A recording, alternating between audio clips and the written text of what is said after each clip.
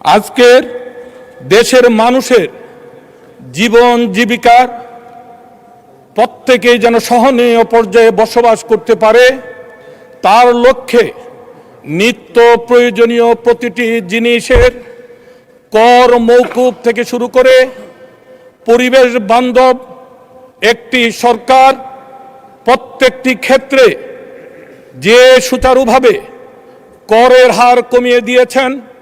আমরা গত শুক্রবার এবং শনিবার যখন এলাকায় ছিলাম, অনেকেই প্রশ্ন করেছে মাননীয় অর্থমন্ত্রী, মাননীয় প্রধানমন্ত্রী ওনারা কি আলাদিনের চেরাগ পেয়েছেন? প্রত্যেকটি ক্ষেত্রেই কর মওকুফ, কর হ্রাস, দেশ কিভাবে পরিচালনা করবে।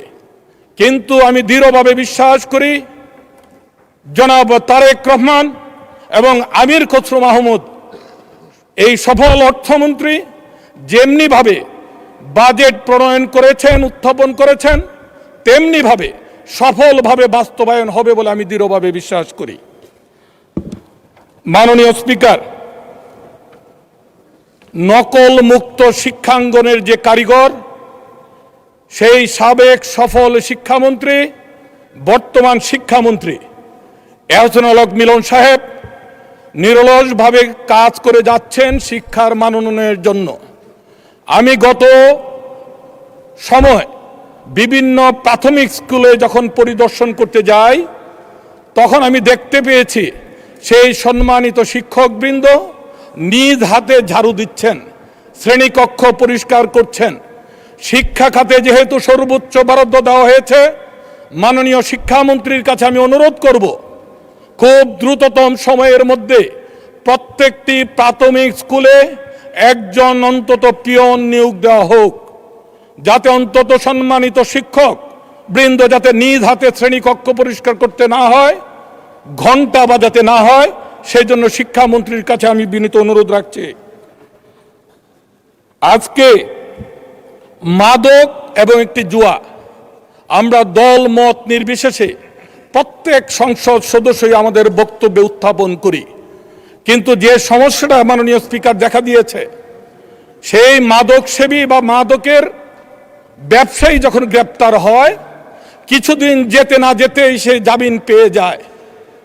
গত সপ্তাহে আমার নির্বাচনী এলাকায় এক মাদক সেবীকে গ্রেপ্তার করার পর আদালতে সুপর্দ করার পরে আমার পুলিশ ভাইয়েরা থানায় আসার পূর্বেই সেই মাদক সেবীকে থানার সামনে চায়ের দোকানে চা খেতে দেখেছে মাননীয় স্পিকার। এতে আমাদের পুলিশ ভাইয়েরাও নিরুৎসাহিত হয়ে যায়। সেই জন্য মাননীয় আইনমন্ত্রীর কাছে আমার আহ্বান থাকবে, ওনার সুস্পষ্ট এবং কড়া নির্দেশনা প্রণয়ন করা হোক, কোনোভাবে মাদকের মামলা নিষ্পত্তি না হওয়া পর্যন্ত কোনোভাবেই তারা যেন জামিন না পায়। মাননীয় স্পিকার, আজকে মাদক দ্রব্য নিয়ন্ত্রণ অধিদপ্তর ঢাল নেই, তলোয়ার নেই, নিধিরাম সর্দারের মতো দায়িত্ব পালন করছে। তাদের কোনো লোকবল নেই।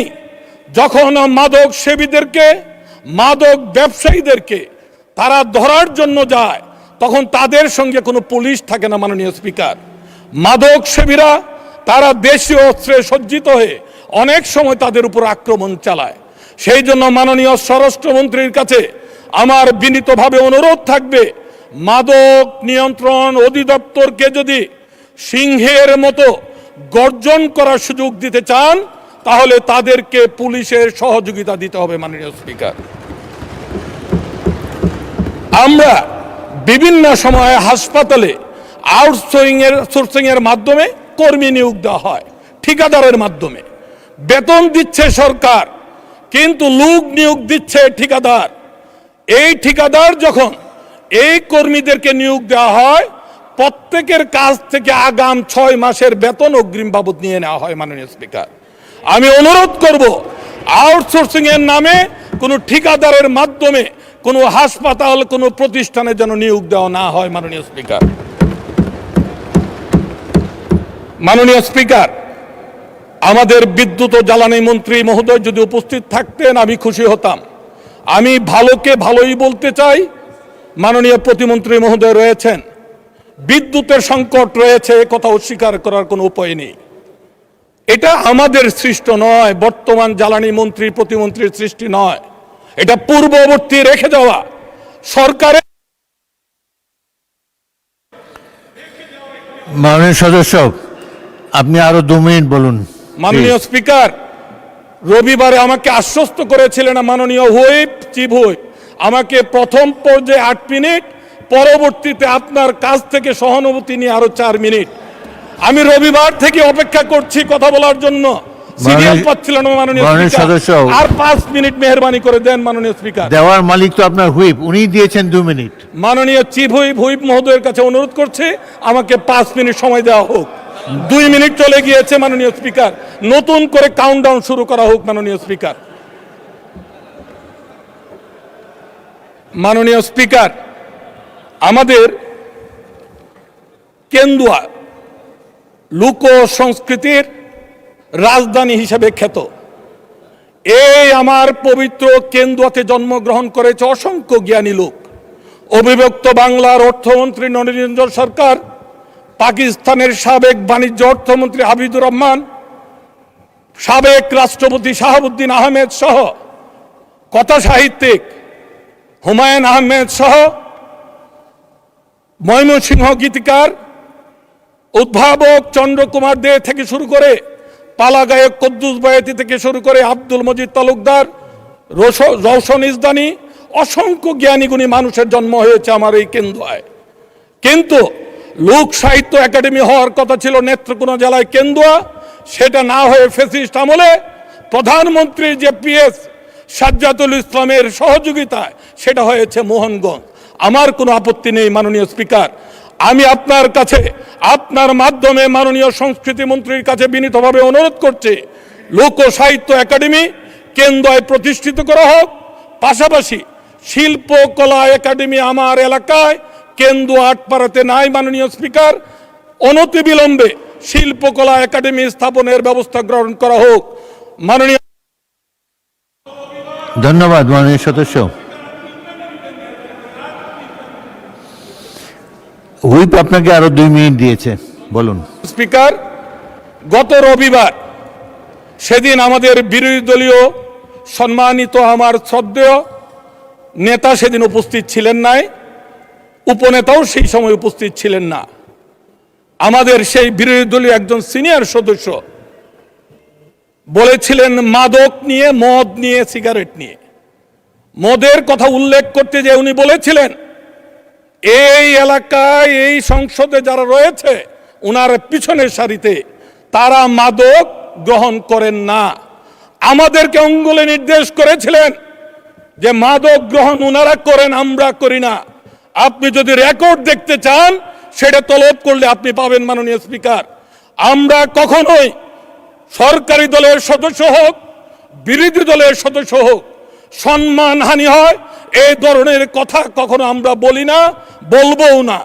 আমি রবিবারে সেই আর্কাইভ থেকে আপনার কাছে অনুরোধ করছি আমাদের প্রতি যে অঙ্গুলি নির্দেশন করেছিলেন সেটা এক্সপান্স করা হোক মাননীয় স্পিকার, এবং আগামীতেও আমরা মিলেমিশে।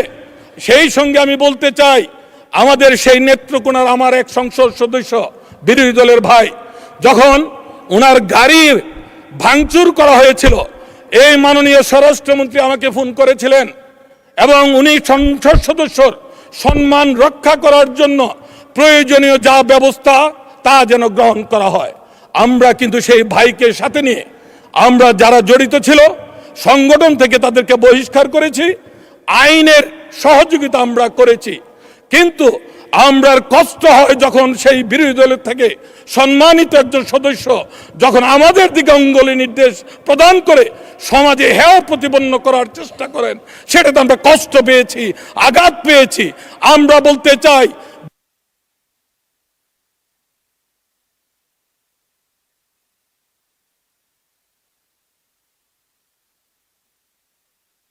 ধন্যবাদ।